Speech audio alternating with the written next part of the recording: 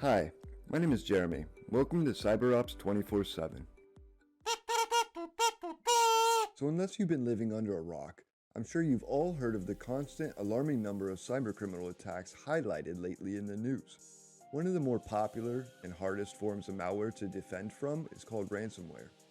In this video, I wanted to talk a little bit about what ransomware is exactly, how is it typically transferred into organizations' IT systems, and then discuss a little bit about some things we can do to possibly help you and your business from ever becoming a victim of one of these nasty attacks. So let's start this off by discussing what it is. To understand what ransomware is, first we have to understand at least the very basics of encryption. Let's ask my pal Dinaz to see if he can explain. Beep, beep, beep, beep. There are many different types of encryptions, and in itself is an extremely vast topic that we don't and won't need to get into all the fine details of in this video. All we have to know is encryption is a method used in data transfer and storage, and that it's a security method of encoding data from what we call plain text to ciphertext, which can only be decrypted by the end user with a secret encryption key. The most important part we have to know about encryption is that even with the world's greatest minds and best computers, encryption is uncrackable. And to decrypt data, we must have that key. So just a quick recap. Clear text is data that is readable and hasn't been encrypted yet. Ciphertext is data that has been encrypted, therefore it's unreadable by both humans and computers. To encrypt data, you simply take the clear text and scramble it with the encryption key using a specific mathematical algorithm. You'll end up with the scrambled data, again called ciphertext. To decrypt that data, you take the ciphertext and again mix it with the encryption key, and you'll end up with the original clear text we had started with. Encryption works so well that without it, there'd be no such thing as web banking, online shopping, or even social media. Just about every online platform relies on the security of encryption. And we say bye-bye. Okay, so now we understand that encryption can't be beaten. Ransomware is a simple idea. All it is a simple program created by a criminal that once ran on a computer, it starts grabbing sets of predefined folders of data and starts encrypting all the files in that computer. For businesses, this is typically files that contain important customer data and other data that is critical for the organization to function. In today's world, there are very few businesses that don't rely on specific softwares, so ransomware is used to target all businesses from small mom and pop ice cream shop to the corporate giants such as Tesla and Walmart. So, once a computer has been encrypted by the ransomware program, owners cannot open to view these files, and since other programs on the system cannot make sense of that data either, those detrimental programs simply crash when trying to use them. Organizations that have been breached typically shut down until the ransom is paid in some form of cryptocurrency. The dollar amount of ransom demanded can vary greatly depending on the type of ransomware, but we're not talking a few $100s. These criminals know there is no possible way of undoing these encryption methods, and unless you want to lose your business, victims will pay that ransom to get that decryption key regardless of the amount they are asking for.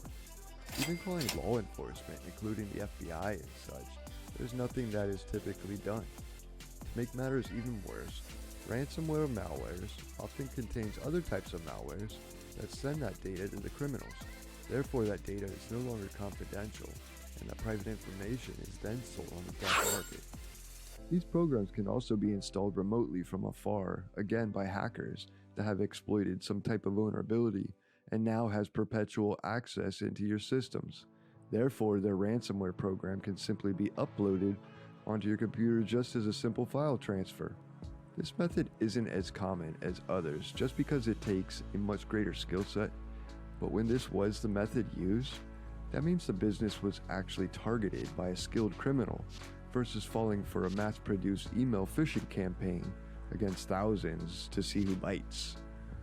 When targeting a network, then exploiting a vulnerability on that system usually leads to obtaining administrator privileges on that computer.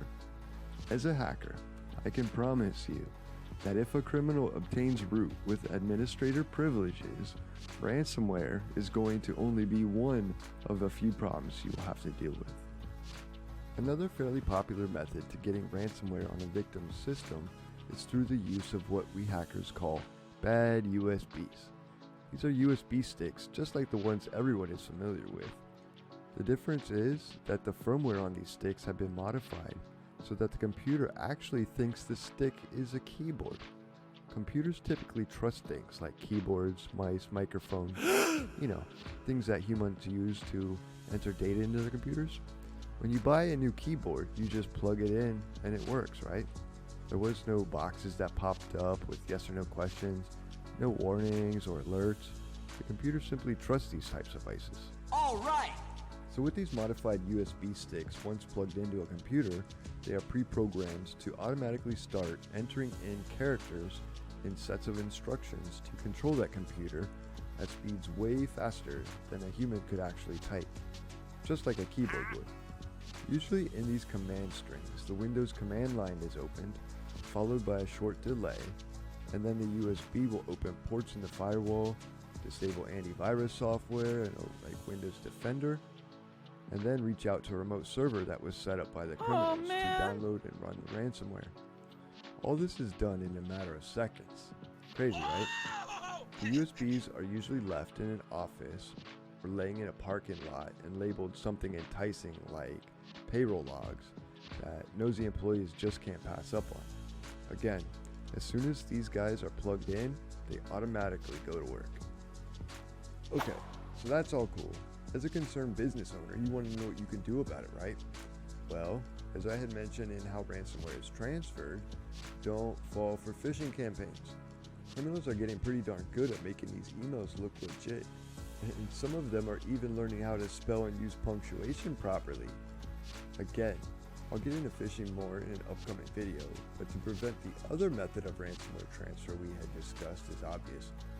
Never plug in a USB you didn't buy yourself, brand new from a reputable vendor. Treat every unknown USB as malicious unless you are sure of its contents.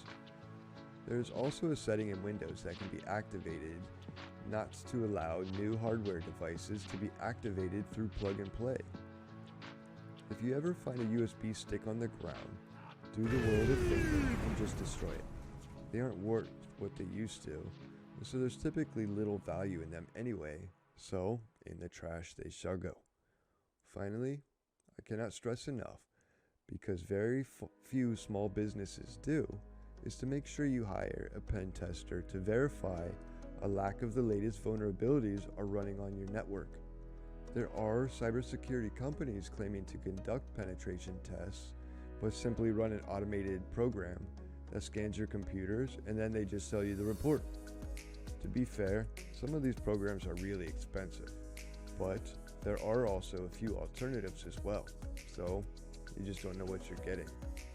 The reason I severely push business owners away from these cybersecurity companies, common sense says that from business to business, systems and software used vary per basis. So running the same script on all of them makes little sense, right? Oh, shots fired. Also, Oh. there is such thing as false positives in our industry. So, unless you actually attempt to exploit the given vulnerabilities, or even attempt to discover your own that weren't in a list, these automated vulnerability scans aren't accurate at all. A business is a business owner's life, and security shouldn't be skimped. Cybersecurity is a very vast subject, and many companies claim to do it all, but I promise you, unless you spend day and night hacking, cracking, exploiting, and keeping tabs on the latest and greatest flaws and methods such that I do, you aren't getting legit results from your pen. That's right, we're superheroes. You love us. Anyway, so that's pretty much all I got for you today. I hope you learned something from this, and if you haven't yet, be sure to look us up and subscribe on your favorite social media sites to get our latest videos and news. Thank you for watching. I'm Donald Trump, and I approve this message.